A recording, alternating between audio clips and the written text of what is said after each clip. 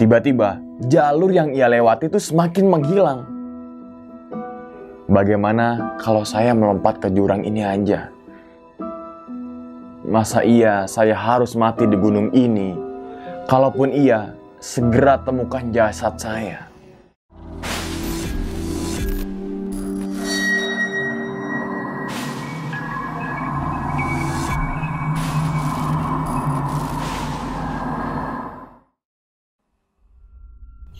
Astagfirullahaladzim, ya Allah. Buset dah, plafon udah gue benerin masih aja ambles. Lagi musim hujan.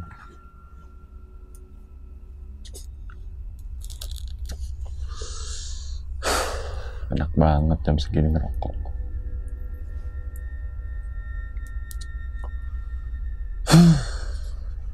Mantap nih. Tambah kopi dah. Kopi lombok emang jos.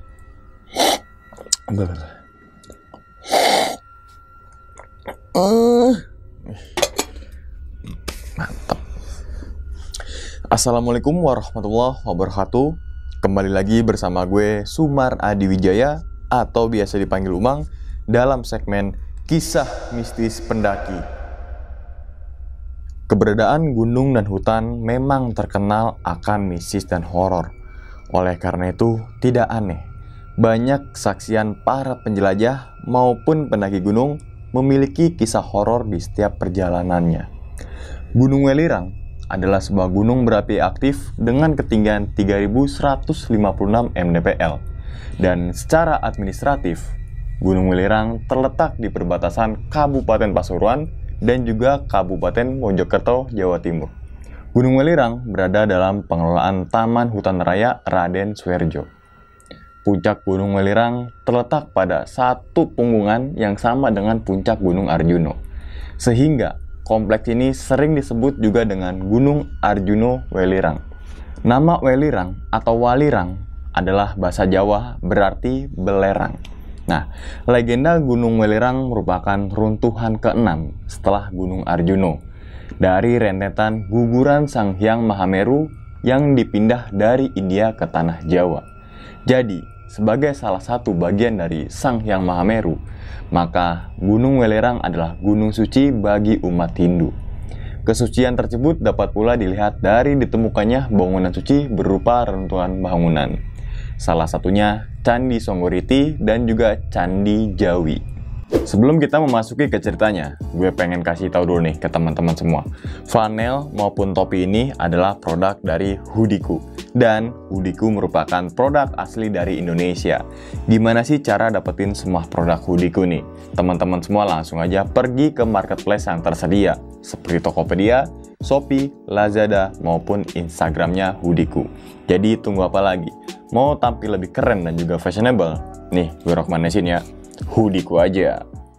Kita langsung masuk aja ke dalam ceritanya. Ngopi horor segera dimulai.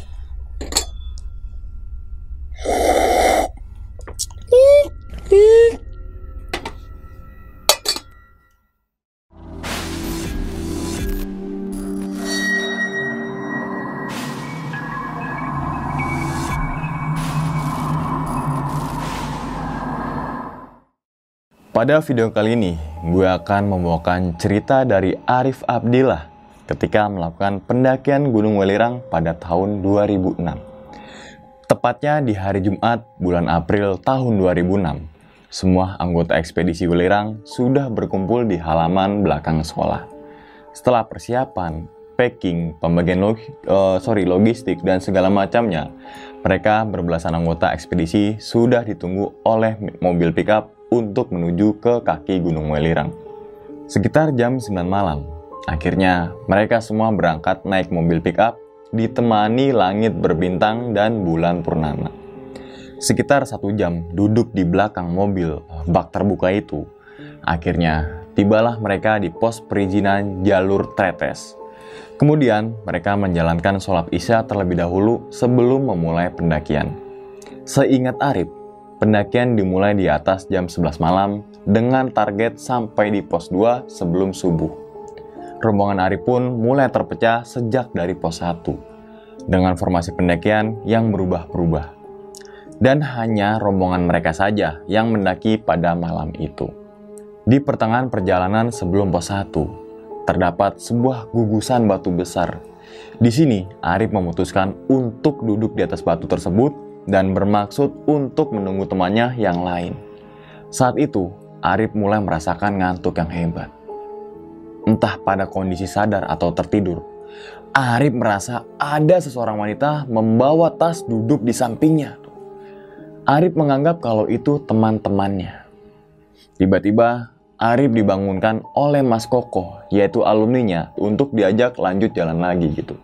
Dan ketika Arif nanya, mana rombongan yang lain? Ternyata, Mas Koko mengatakan bahwa kalau Arif itu yang paling depan. Jadi, di depan Arif tuh nggak ada teman yang lain tuh.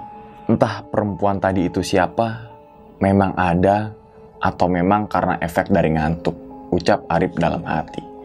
Singkat cerita, Arif melanjutkan perjalanan lagi hingga ke pos 2, yaitu pos Kokopan. Di pos 2 ini kondisinya sudah banyak tenda dari pendaki lain yang sudah berdiri. Kesan pertama ketika sampai di pos Kokopan, Arif disambut oleh suara gemercik sumber mata air. Saat itu, badan Arif basah semua oleh keringat dan menggigil tuh, karena angin malam yang sedang dingin-dinginnya. Akhirnya, Arif menunggu di sebuah warung sambil menunggu teman yang lainnya. Beruntunglah, setengah jam kemudian semua temannya datang. Di sini, mereka semua langsung mendirikan tenda. Entah satu tenda isi berapa orang. Rasanya sesak tapi hangat. Akhirnya, semua rombongan Arif langsung tertidur lelap sampai pagi hari. Singkat cerita, keesokan harinya teman-teman semua, yaitu hari Sabtu bulan April 2006, kondisi pos Kokopan pada pagi itu nggak berkabut. Puncak Gunung Penanggungan pun terlihat jelas dari pos 2. Gubuk para penambang belerang ternyata juga dipenuhi pendaki yang tak membawa tenda. Matahari sudah meninggi ketika satu persatu anggota ekspedisi itu terbangun. Naluri manusia-manusia kelaparan segera merespon untuk mencari sarapan pagi. Pasang kompor, lalu bikin sarapan. Sebelum jam 9 pagi, rombongan Arif sudah berkemas dan bersiap-siap untuk pendakian di hari kedua. Rute selanjutnya adalah dari pos 2 Kokopan ke pos 3 Pondokan, yang merupakan pos terakhir sebelum ke puncak. Kondisi jalur pun harus membelah lebatnya pepohonan hutan. Jalur tersebut merupakan lintasan air ketika hujan, teman-teman semua. Tidak ada lagi jalur makadam, hanya menemui jalur setapak yang sempit dan terus menanjak. Berbeda dengan kondisi sekarang, setelah tahun 2008, yaitu jalur baru, sudah berubah menjadi makadam dari pos perizinan sampai ke puncak. Seperti pendakian semalam, mereka terpisah menjadi beberapa tim. Sedangkan Arif berada di antara rombongan paling depan dan juga rombongan paling belakang. Di tengah perjalanan ketika istirahat, Mas Hanif, alumni Brambut Gondrong ini tiba-tiba ngomong, kalau naik gunung, santai aja, dinikmatin, gak usah terburu-buru, tunggu teman yang lain, kasihan itu banyak cewek. Ditutup dengan hisapan rokok kretek. Memang, pendakian pertama Arif ini merasa kurang santai dan bisa dibilang egois, teman-teman semua. Arif selalu meninggalkan rombongannya yang berada di belakang. Prinsip awalnya, Arif ini berjalan sesuai kondisi fisik tubuhnya tuh, yaitu jalan, berhenti sebentar, jalan lagi. Ketika terlalu banyak berhenti mengikuti rombongan yang lain, takutnya stamina Arif sendiri malah ngedrop. Yang terpintas di pikiran Arif pada saat itu adalah ketika udah sampai di tempat camp secepatnya untuk buka tenda dan masak. Supaya apa sih?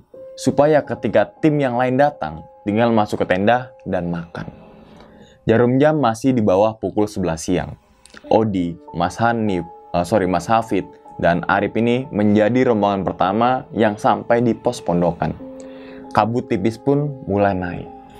Setelah 2 jam setengah, akhirnya semua rombongan Arif sampai di pos 3 Pondokan.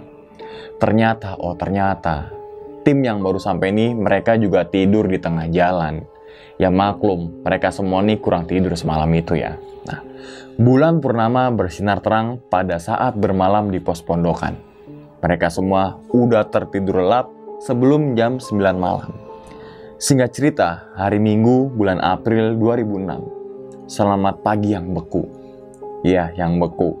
Karena tenda mereka dilapisi kristal es tipis semacam es serut yang ditabur dari langit semalam. Rasanya malas sekali buat bangun saat itu ya. Dan Arif dan tim ini berangkat lebih pagi sekitar jam 8-an. Supaya apa sih ya?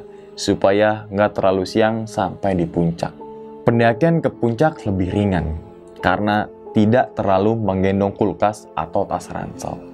Cukup membawa air minum dan makanan ringan aja. Pakaian digunakan oleh Arif pada saat pagi itu adalah celana pendek selutut, jaket jumper, baju rangkap 2, sandal jepit, sarung tangan, dan juga kupluk. Tepat di jam 10 pagi, akhirnya rombongan Arif sampai di puncak Gunung Welirang. Puncak pertama bagi Arif dan ke-12 temannya. Ternyata, cemilan dan air mereka habis semua ketika sampai di puncak. Padahal, Arif sendiri sedang haus dengan panasnya matahari saat itu.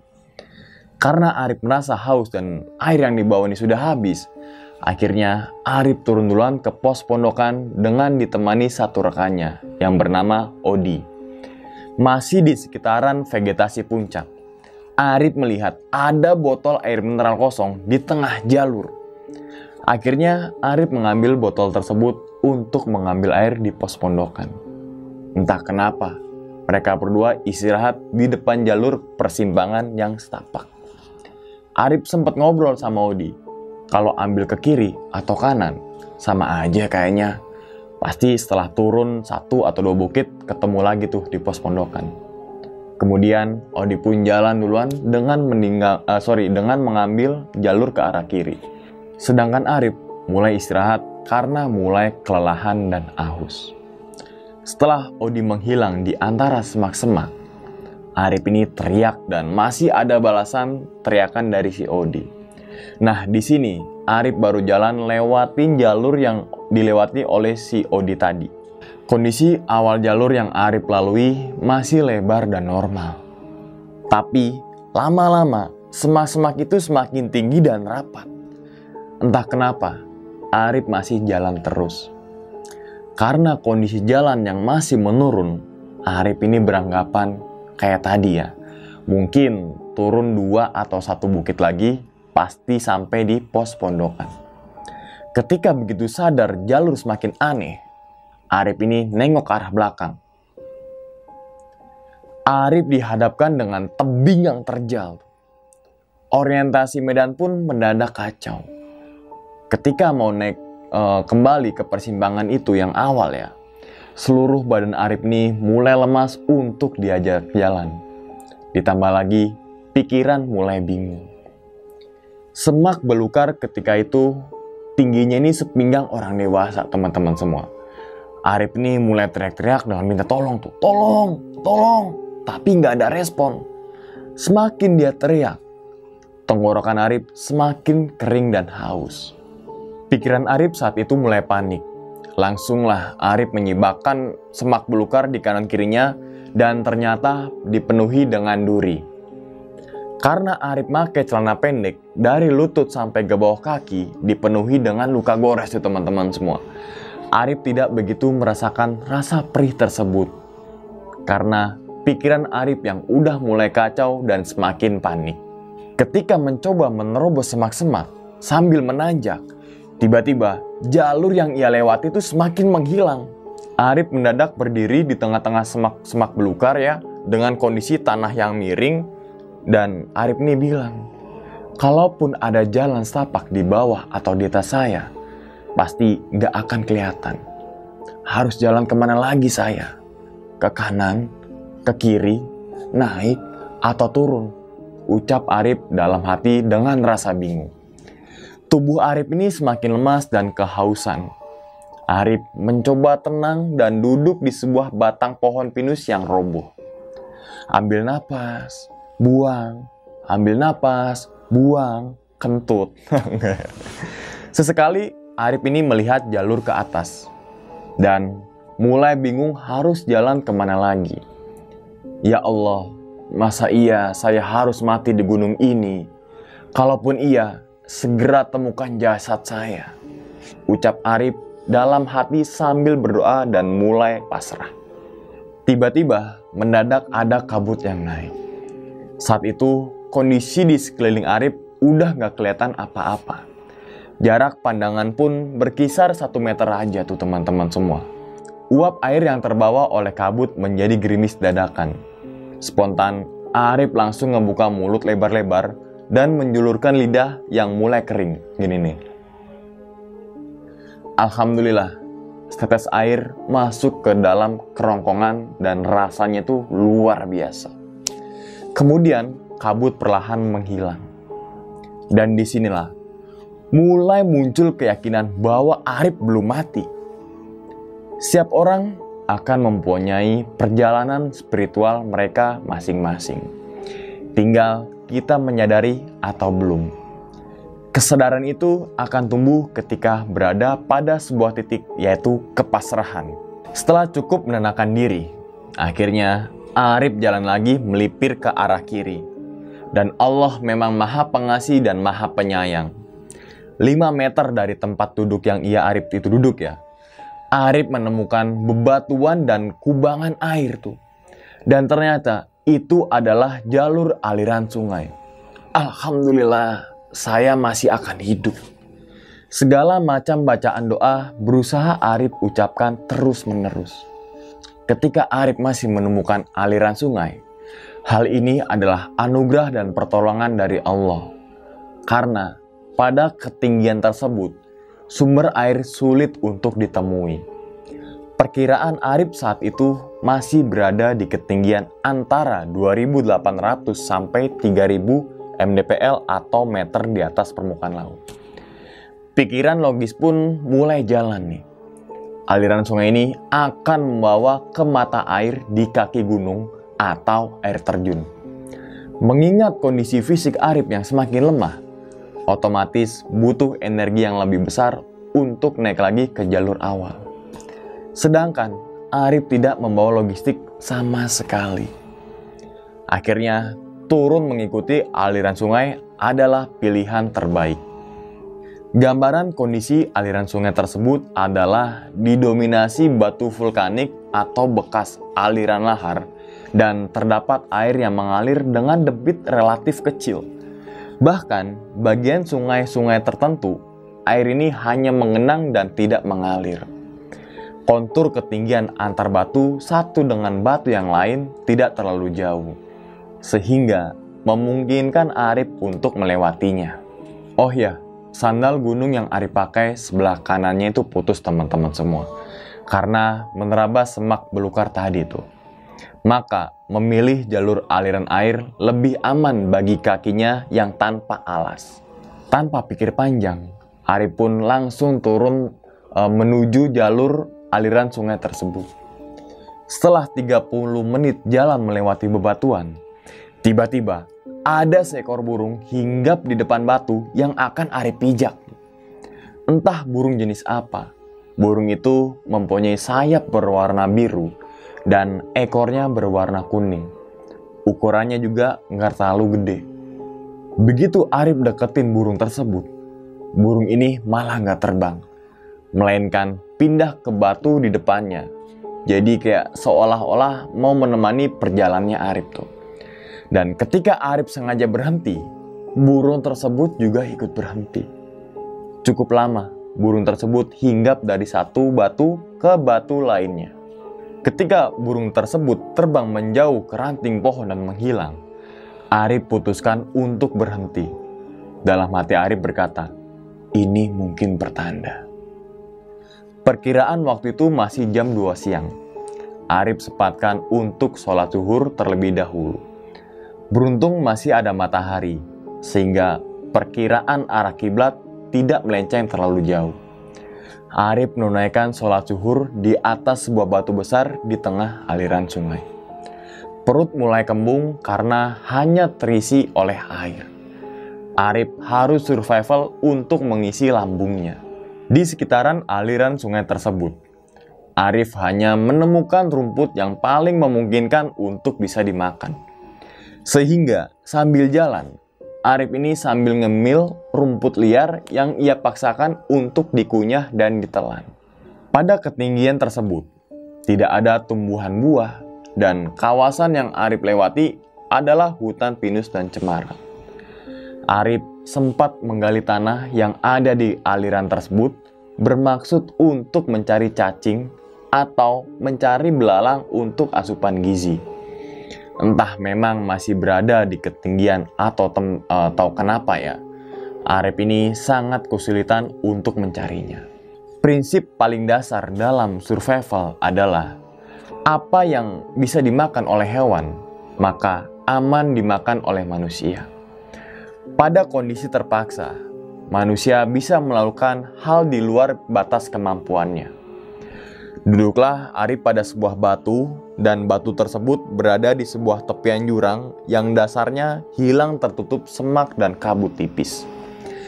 Arif mulai menerawang jauh dan merenung kejadian tadi. Kalau bisa menangis, mungkin akan menangis. Entah kenapa, Arif ini nggak bisa nangis.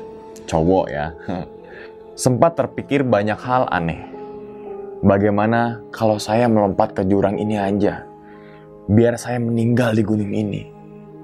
Andai saja bawa korek, bisa bakar semak-semak untuk tanda SOS.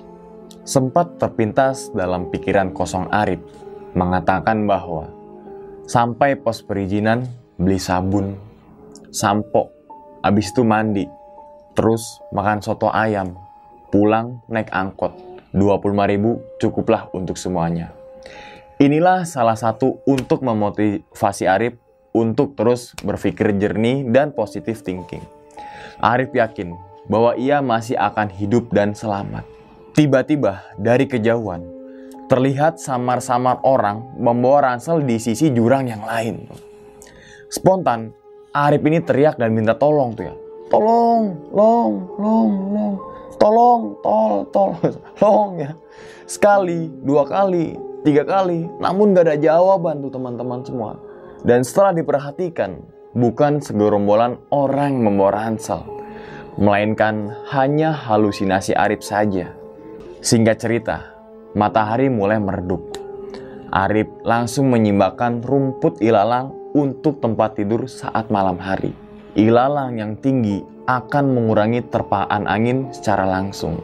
Sebelumnya, Arif mengikatkan selayar hijau muda di sebuah ranting pohon. Sebagai apa sih? Sebagai tanda keberadaan Arif jika ada seseorang yang lewat nantinya. Entah kenapa, Arif memakai baju double. Mungkin ini sudah ditakdirkan. Satu baju yang lengan pendek diikat pada kedua bagian lengannya ya, dan tujuannya itu agar angin tidak bisa masuk. Tak lupa juga, ia memakai sarung tangan dan juga kupluk. Rumput liar yang tinggi ini cukup empuk dijadikan bantal. Posisi tidur Arif ini menggulungkan tubuhnya sekecil mungkin ya, jadi kayak ngelingkar gitu, terutama menutup ujung kaki dan juga ujung tangan. Entah bagaimana menggambarkan dingin di ketinggian di atas 2500 mdpl atau meter di atas permukaan laut. Ketika bermalam di pos pondokan, tenda bagian luar itu kan dilapisi kristal es ya. Bisa diperkirakan sendiri tingkat suhunya itu dinginnya seperti apa tuh teman-teman semua. Nah, kita balik lagi ya ke ceritanya si Arif. Di tengah tidur pulas itu, Arif terbangun dan kebelet buang air kecil. Tanda-tanda alam menunjukkan bulan purnama bersinar terang dan tegak lurus di atas kepalanya si Arif. Mungkin antara jam 11 atau jam 12 malam. Ketika Arif mau pergi untuk kencing, Arif ngelihat lampu penerangan jalan berwarna kuning yang gak jauh letaknya tuh. Seperti Arif lagi tidur di atas sebuah bukit dan di bawahnya itu ternyata kayak apa ya? Kayak ada jalan raya yang melingkar ala jalanan pegunungan gitu. Kemudian yang cukup meyakinkan adalah sayup-sayup itu dari kejauhan terdengar suara sepeda motor yang ngebut tuh. Pertanyaan muncul kemudian. Masa iya saya sudah sampai di perkampungan warga? Mata saya masih ngantuk. Kalau memang iya, besok pagi aja. Karena kalau malam ini saya turun, terlalu beresiko. Akhirnya Arif gak berani bergerak kemana-mana pada malam itu. Kemudian Arif memutuskan untuk tidur lagi. Namun seluruh badan Arif ini mulai menggigil tuh teman-teman semua. Dan hingga akhirnya berselang sekitar 15 menit kemudian, barulah benar-benar Arif ini bisa tertidur pulas. Hari Senin bulan April 2006. Menjelang subuh, dingin mulai merasuk ke tubuh si Arif. Seluruh badan itu gemetar melawan dingin dan ketika bangun, lubang hidung dan mulut si Arif ini dilapisi oleh es tipis tuh. Sepertinya uap air dari hasil pernapasan menjadi kristal es. Kondisi mulai terang, tetapi matahari belum muncul ketika Arif mengambil wudhu. Arif sempatkan untuk sholat subuh terlebih dahulu, walaupun dalam kondisi menggigil serta darurat atau SOS. Apa yang Arif lihat semalam, yang berupa lampu penerangan jalan dan suara motor, ternyata